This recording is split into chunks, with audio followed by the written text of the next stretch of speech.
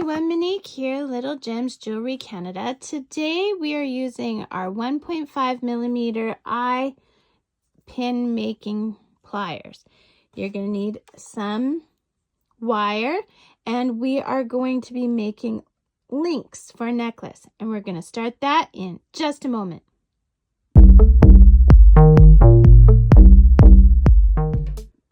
Hi there, Monique here, Little Gems Jewelry Canada. Today we are making links for a necklace, very much like these ones here.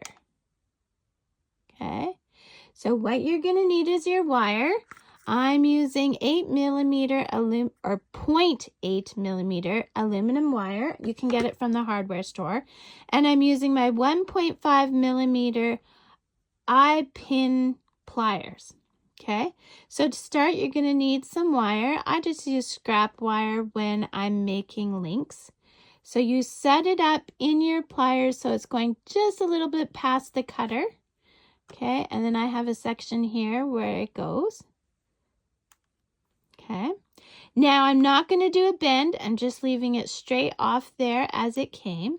I'm taking it off, and now I'm taking the rest of my wire and I'm feeding it through the hole at the back. I'm taking the, and I'm lining it right up, whoops, sorry. I'm lining it up with this thing, okay? Right there. Okay, and then I make my link. And there you go, my friends. You have another link for your necklace.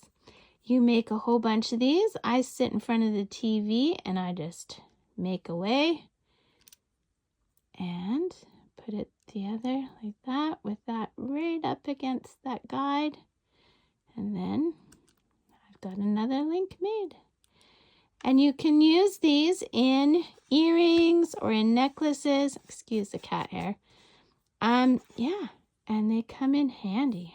Very, very handy to use as a spacer in between your beads. I'll put a link in the description for some of the different jewelry I've made using these links. And yeah, have a great day. Bye now.